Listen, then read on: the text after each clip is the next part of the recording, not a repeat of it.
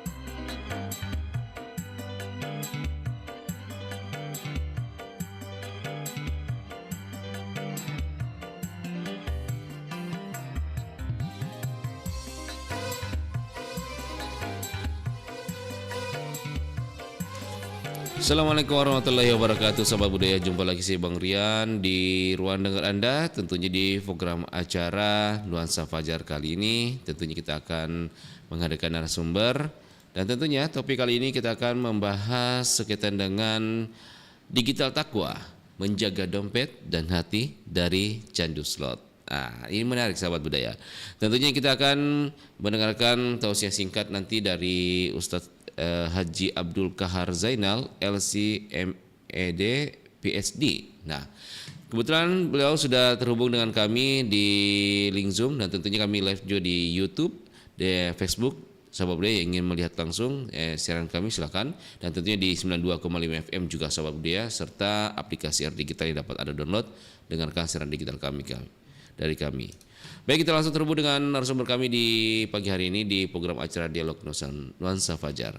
Assalamualaikum warahmatullahi wabarakatuh, Pak Ustaz. Waalaikumsalam warahmatullahi wabarakatuh. Bagaimana kabar di pagi hari ini, Pak Ustaz? Alhamdulillah. Alhamdulillah, walaupun diguyur hujan, Pak Ustaz ya. Ya. Nah, menarik pembahasan kita di pagi hari ini, Pak Ustaz. Ini kaitannya dengan antara keimanan dan juga godaan slot judi kayaknya ini. Nah, mungkin dari perspektif keagama sendiri, dari penilaian Pak Ustaz sendiri, bagaimana dengan menjaga dompet dan hati dari candu slot itu sendiri? Mungkin silakan tausiah singkatnya, Pak Ustaz, kurang lebih dari 30 menit. Ya. Baik. Bismillahirrahmanirrahim. Assalamualaikum warahmatullahi wabarakatuh. Waalaikumsalam warahmatullahi wabarakatuh. Alhamdulillah, wassalatu wassalamu ala rasulillah wa ala alihi wa sahbihi ajma'in, amma ba'd. Para sahabat pendengar RRI Makassar, alhamdulillah, wassalatu wassalamu ala rasulillah. Hari ini kita memulai hari dengan kebaikan di subuh yang diguyur hujan. Kita alhamdulillah bisa bersama-sama meluangkan waktu untuk belajar ya, menuntut ilmu. Mudah-mudahan Allah memberkahi usia kita. Amin. Berkaitan dengan tema yang akan kita bahas pada pagi hari ini, tema yang sangat menarik. Bagaimana kita menjaga dompet kita supaya tidak jebol gara-gara judi, Iya ya, betul Pak mari Ustaz. Eh, dalam Islam itu yang namanya harta itu harus dijaga, ya, dan Allah Subhanahu wa Ta'ala secara khusus memang memberikan pesan kita dalam agama agar supaya harta ini menjadi sesuatu yang kita perhatikan karena memang menjadi qiwamul haya, menjadi tulang punggung kehidupan, ya. Iya. Itu dalam surah An-Nisa, ya. Allah Subhanahu wa Ta'ala menjelaskan bahwa yang namanya harta itu tulang punggung kehidupan, ya. Jadi kalau memang harta bukan segalanya, ya. Harta tidak dibawa mati. Kalau tidak ada harta kita setengah mati, kan begitu, Betul Pak ya. Ustaz.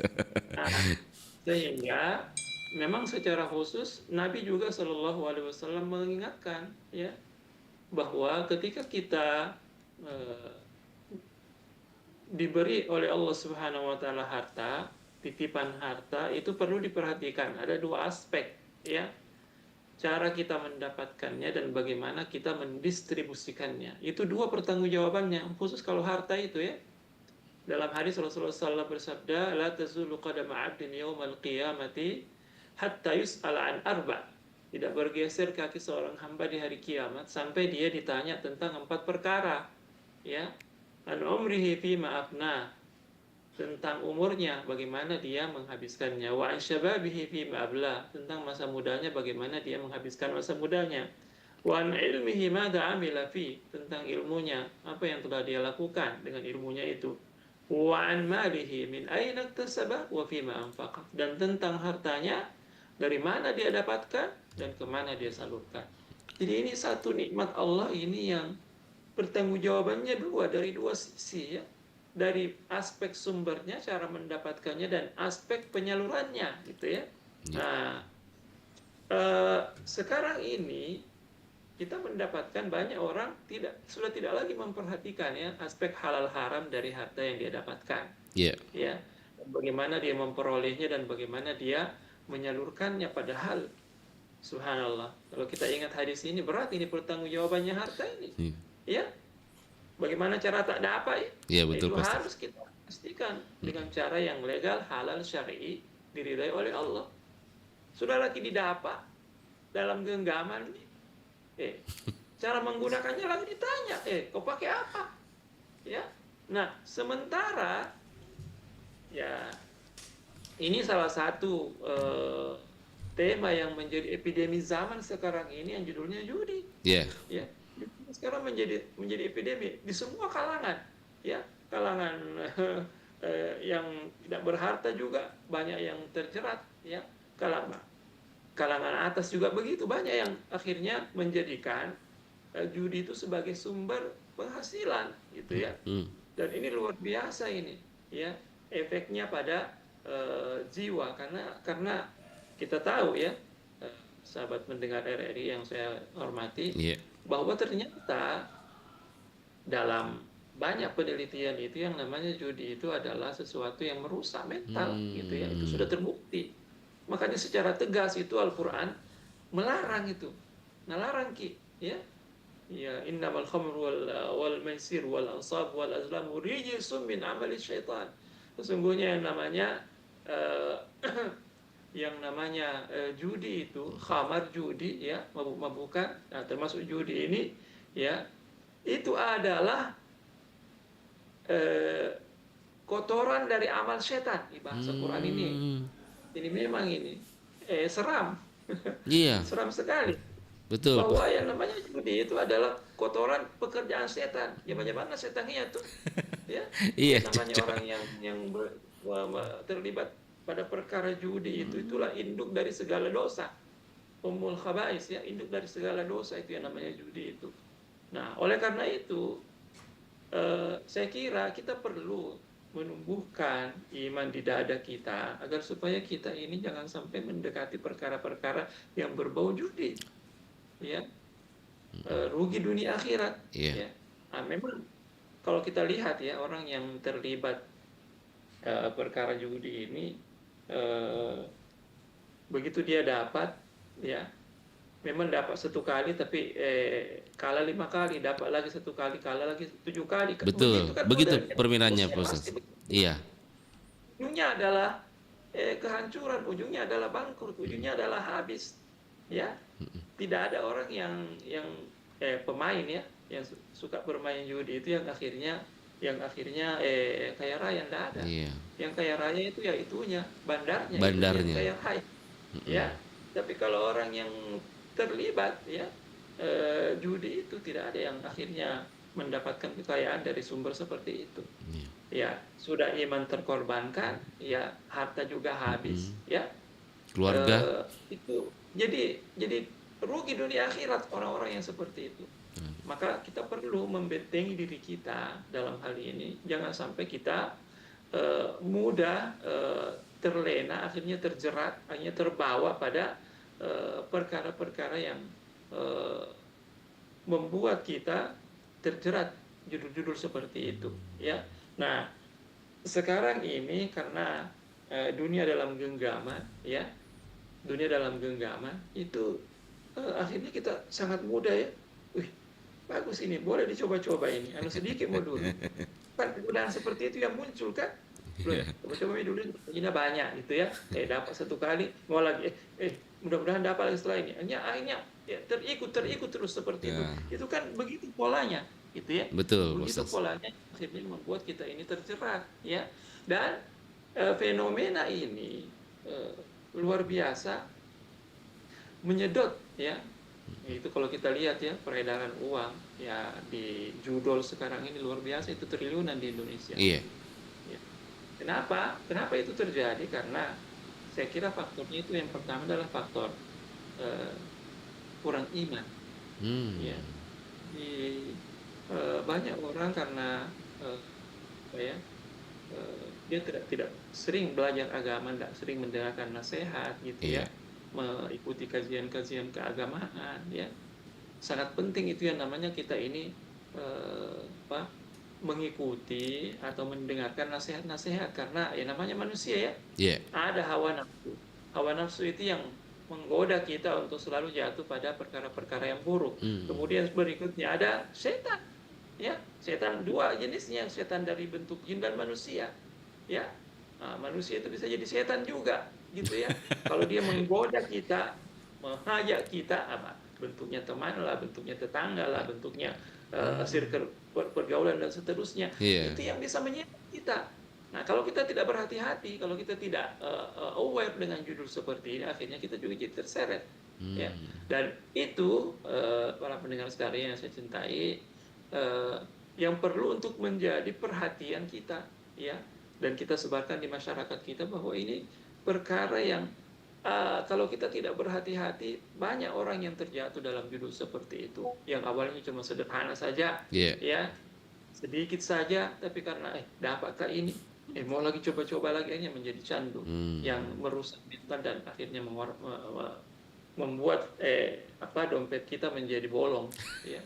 Ujung-ujungnya bolong itu dompet itu kalau terlibat judi, pasti itu, ya. Jadi sekali lagi rumusnya itu tidak ada orang yang menjadi kaya lantaran berjudi, tidak ada, ya.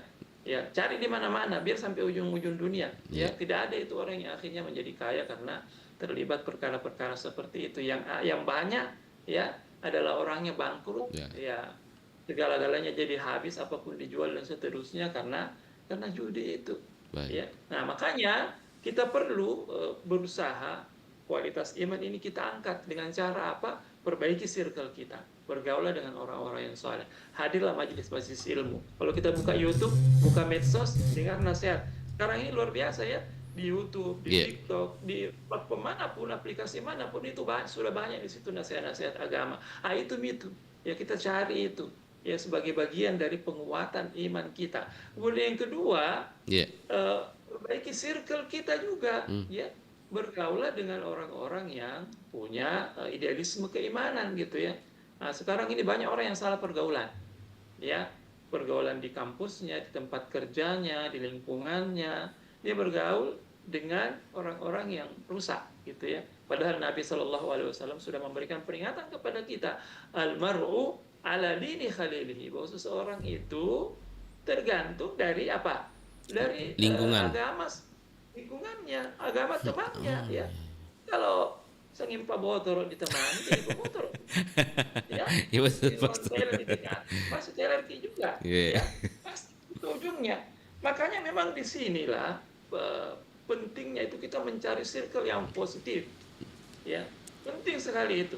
Jangan sampai kita membiarkan diri kita ya gaul-gaul tomak juga, ya masa kita tidak bergaul dengan orang-orang kebanyakan seperti orang lain, enggak juga, ya sekarang ini masuknya apa yang disebutkan era di mana Nabi pernah memprediksi memang ya saya ti'alan nasi zamanun al-qabidu ala dini kal-qabidi ala jambi, akan datang suatu masa ya bagi manusia itu orang yang berpegang teguh kepada agamanya seperti orang yang berpegang teguh kepada bara api. Ya sekarang ini begitu ya, orang yang jujur, orang yang berusaha menjaga imannya disudutkan, di apa itu mau di apa sekarang ini. Kalau tidak begitu kita bisa rusak. Jadi pegang agama itu walaupun tidak mudah gitu ya, tidak mudah kita pegang agama, tidak mudah kita pegang iman ya. Kalau dibilang tidak gaul bialtomia ya, daripada pasraki rusaki ya. Ustaz. Seperti itu ya. Banyak orangnya yang tidak gaul, yang ketinggalan zaman apa segala macam, akhirnya terseret pada circle-circle yang negatif, yang tidak benar, ya, yang merusak. Ya, maka di sini perlu untuk kita punya komitmen. Ya, nah, cara memperbaiki circle itu, kalau menurut saya adalah bagaimana kita punya komunitas orang-orang yang mengkaji agama. Datanglah ke keagamaan, ya. Bergurulah kepada ulama-ulama, kepada ustadz-ustadz, ya. Sekarang kalau kita tanya diri kita, siapa ustadz yang kita kenal? Biasanya kita kunjungi, biasanya datang ke situ bertanya-tanya ya. Dulu di zaman kejayaan Islam itu para khalifah-khalifah, para penguasa-penguasa selalu mereka berkunjung ke ulama-ulama. Bertanya. Ya. Bertanya, begitu ya. Masyarakat itu selalu menjadikan ulama itu rujukan. Ya. Nah sekarang ini banyak orang itu mencari solusi dari apa? Dari AI, dari Google. Itu sesat, rusak gitu ya. Itu medsos, itu Google dan seterusnya itu bisa jadi penunjang, tapi tidak bisa menjadi hal yang utama sebagai referensi kita. Karena di situ macam-macam isinya. Makanya tidak bisa itu kita lepaskan kehidupan kita dari guru dan ulama. Ya, kita berguru langsung, kita datang langsung, kita bertanya langsung, dan ada perkara yang tidak bisa diwakili oleh teknologi, ya. Perkara yaitu berkahnya bertemu dengan guru secara langsung. Kalau kita ada secara langsung itu tidak bisa diwakili oleh teknologi. Berkahnya. Di situ ada nuansa keberkahan, ya. Nabi SAW bersabda, "Idzal taqa muslimani fatasafaha tasaqata dzunub fima bainahum." Kalau dua orang muslim bertemu, ya lantas bertegur sapa kemudian bersalaman, maka berguguran dosa-dosa di antara mereka. Nah, itu kan tidak bisa diwakili oleh teknologi. Betul, ya. Maka bergurulah, ya, datanglah kepada ulama, ya. Itu budaya-budaya masyarakat kita sekarang yang perlu untuk kita bangun, budaya cinta ulama, budaya bertanya kepada ulama, ya, bertanya kepada guru, ya, supaya kita ini terbimbing, kita ini terarah, kita ini mendapatkan asupan spiritual secara langsung, ya. Karena kalau tidak seperti itu hancur kita, ya, hancur kita. Karena ya kita berteman dengan smartphone ini macam-macam isinya, ya. Kalau kita tidak arahkan kehidupan kita, ya, menjadikan guru ulama itu sebagai referensi kita yang utama, ya, kita tersesat, kita bisa aja. Ustaz, saya biasa jadi sini buka-buka nasihat. Betul itu, bagus itu. Tapi ini kan yang namanya media sosial itu semua orang bisa punya panggung. Ada juga orang yang cuap-cuap itu ada ilmunya. Banyak Ustaz ya. Jadikan Google ini, YouTube ini sebagai guru, jangan. Kita bisa sesat. Ya, kita bisa salah paham, salah mengerti, salah disengeng. Ya. Seperti itu. Menjadi referensi tambahan Pak Ustaz Di. Ya, itu cuma sekedar suplemen saja. Suplemen ya. Yang utama itu kita langsung berguru kepada ulama secara langsung. Ya, kita tanya secara langsung, benar nggak ini? Karena kadang-kadang di YouTube itu, di media sosial itu kan potongan-potongan. Betul, iya. Kita nggak tahu konteksnya apa ketika pertanyaan itu dijawab atau judul itu dijelaskan. Itu kadang-kadang banyak orang yang salah paham, ya. Dan banyak orang yang akhirnya menjadikan Sesat. itu intinya karena sesuai dengan kondisinya begitu. Merasa ini kan tidak berbasis pengetahuan yang komprehensif seperti itu ya. Baik. Nah, setelah lingkungan ya kita supaya kita kondusif dalam lingkungan kita, yang berikutnya adalah kita selalu berdoa kepada Allah supaya kita dijaga. Itu yang hal yang paling mahal dalam hidup ini adalah hidayah, adalah iman. Itu yang paling mahal. Ya. Sehingga itulah yang harus selalu kita minta kepada Allah, ya Allah jaga imanku ya Allah, jaga hidayah pada aku ya Allah. Ya. Banyak orang sekarang balik kalau dia berdoa selalu yang minta itu hal-hal yang sifatnya materi. Ya. Sebagian besar. Sebagian besar orang itu minta rezeki, minta bisnis lancar, minta sehat. Itu yang selalu dia minta. Padahal kalau kita mau klasifikasi itu nikmat itu yang paling tinggi nilainya itu adalah iman. Kemudian nomor 2 itu adalah iman dan akhlak, itu yang paling tinggi. Kalau ada orang imannya, ada akhlaknya, itu sebenarnya yang paling kaya. Ya. Yang kedua itu adalah sehat, fisik yang sehat gitu ya. Baru yang ketiga, ini klaster yang ketiga dari ini materi. Ya. Ada di situ mobil, surat-surat tanah, ya, sapi, kerbau, ladang, itu semua itu klaster nikmat nomor 3. Ya. Nah, jadi kalau kita minta kepada Allah, mintalah yang paling mahal dulu. Keimanan dan takwa. Iman dijaga, minta akhlak kita dijaga, ya. Baru kita minta sehat, fisik yang baik, ya, fisik yang sehat begitu. Baru kita minta ini yang 3 ini. Banyak orang ngebalik. Yang nomor 3 itu nomor 1. Iya betul Pak Ustaz. Iya. Orientasi materi terus ya. Padahal itu adalah perkara yang bukan tidak boleh kita minta. Penting juga harta itu. Dia adalah penunjang kebahagiaan. Bukan sumber bahagia itu harta ya. Penunjang kebahagiaan. Penting juga ya. Maka yang selalu kita minta kepada Allah, ya Allah jagalah imanku ya Allah, jagalah akhlakku ya Allah, jagalah moralku ya Allah, karena Allah itu sumber hidayah. Selalu kita minta kepada Allah Subhanahu wa taala. Karena itu yang akan memberikan kepada kita penjagaan dari ketergelinciran yang peluangnya selalu terbuka setiap hari. Ya, setan menggoda, ada hawa nafsu, dan akhirnya kalau kita konsisten dengan itu, insya Allah Allah akan menjaga kita. Ada seorang ulama memberikan penjelasan yang menarik nih penjelasannya. Dia mengatakan begini. Ustadz, kenapa itu ketika dia ditanya ya, kenapa itu banyak orang-orang yang wali-wali Allah itu dia tidak bergelimang harta. Bergelimang harta. Ya. Padahal ini kan hamba-hamba yang Allah cintai. Kenapa mereka ini tidak bergelimang harta? Maka apa yang dijawab? Jawabannya apa? Karena memang mereka itu tidak sering minta yang itu. Yang minta itu Allah jaga imanku ya Allah, ya Allah jaga ketakwaanku ya Allah, Allah jaga akhlakku ya Allah. Itu yang selalu minta, jadi dikasih yang begitu. Ya. Tapi kan tidak bisa dimakan toh. Hidup dengan terhormat malah begitu ya. Tenang, ya. Jadi yang dominan dalam permintaannya itu ya Allah kasih, sama juga kita. Kalau sanging harta jadi minta, sanging materi jadi pikir, bisa iman hilang itu. Ya. Bisa terjerumus ke hal lain yang berdosa ya. Ya, terjerumus kepada dosa. Mudah kita tergelincir kalau kita tidak bergantung kepada Allah Subhanahu wa taala. Ya. Nah, secara umum seperti itu. Baik. Bagaimana kita menjaga dompet kita supaya tidak jebol gara-gara judul, ya. Jadi sekali lagi jaga iman, ya, perbaiki circle kita dan mintalah kepada Allah. Baik, Ustaz. Kira demikian sebagai pengantar. Saya kembalikan kepada. Kita terima dulu satu penelpon Pak Ustaz Di. Iya, silakan. Baik. Halo, assalamualaikum. Waalaikumsalam warahmatullahi wabarakatuh. Waalaikumsalam. Dengan siapa di mana Ki? Dengan Mustahan di Cendana Baru Maros. Pak Mustahan Cendana Baru. Ya, langsung pertanyaannya Pak. Assalamualaikum Pak Ustaz. Yang ini Waalaikumsalam.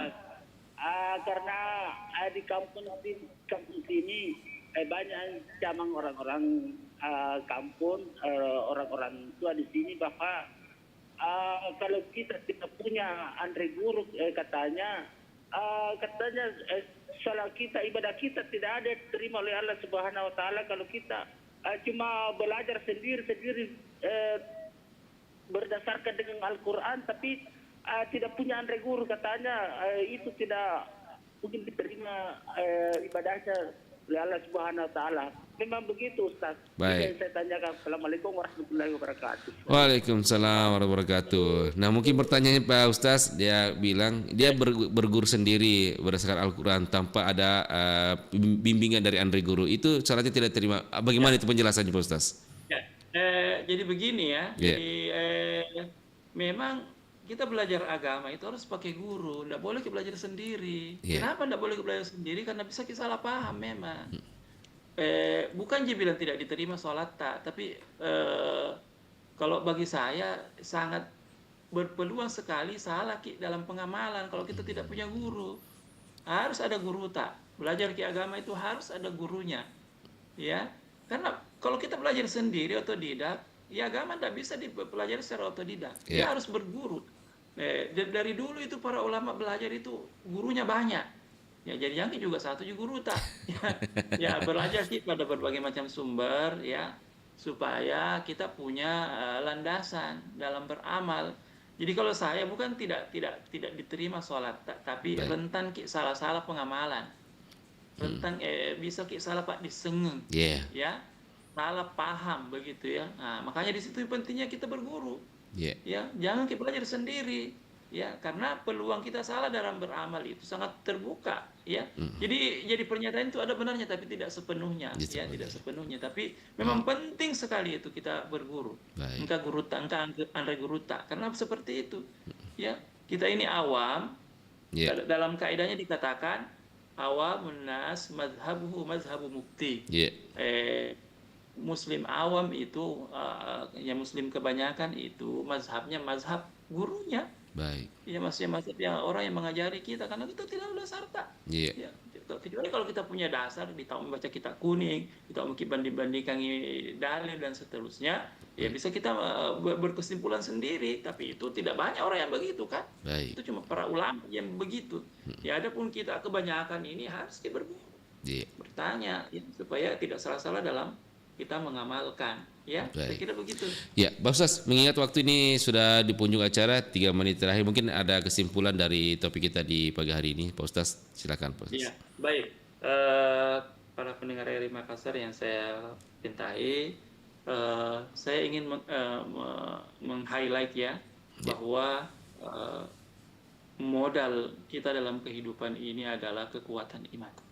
Ya, maka kita perlu jaga iman kita karena itu yang paling mahal. Ya, perjuangkan iman kita dalam kehidupan ini karena itu akan menjadi guidance kita, menjadi pemandu kita dalam bertingkah laku, dalam bersikap, dalam mengambil keputusan, ya, dalam semua aspek kehidupan kita. Kaitkan kehidupan kita dengan keimanan. Ya, nah, kalau kita sudah punya landasan iman yang kokoh, maka insya Allah kehidupan kita akan lebih terarah, ya. Jadi jangan istilahnya itu terlalu berpikir tren. Tidak tren itu kalau tidak dibegini, tidak tren. Selalu referensinya referensi agama. Walaupun dikatakan ya jadul Ki, tidak tren Ki kalau tidak begitu ya. Mau media apa? Yang penting iman kita ini terjaga, iman kita aman begitu ya. Sehingga dengan demikian Allah lihat, oh ini hambaku ini jaga dirinya, jaga imannya, aku akan jaga dia. Pasti akan begitu. Walladzina jahadu fina lanahdiyannahum subulana, orang-orang yang bersungguh-sungguh di jalanku, aku akan memberikan dia banyak jalan-jalan keluar dalam problematika kehidupannya. Sekiranya demikian. Baik, terima kasih Pak. Ya, terima kasih Pak Ustaz atas waktu dan kesempatannya dan tentunya tausiah yang bermanfaat dan bernilai ini dapat bermanfaat bagi kita semua Ustaz. Jaga kesehatan Pak Ustaz dan selalu bersama dengan RRI. Assalamualaikum warahmatullahi wabarakatuh Pak Ustaz. Baik sahabat, demikian dialog kita di pagi hari ini di Nuansa Fajar bersama Haji Abdul Kahar Zainal LC MED PhD dengan topik pagi hari ini digital takwa menjaga dompet dan hati dari candu slot. Bang Rian pamit undur diri dari ruang dengar Anda. Terima kasih atas kebersamaannya. Assalamualaikum warahmatullahi wabarakatuh sahabat budaya.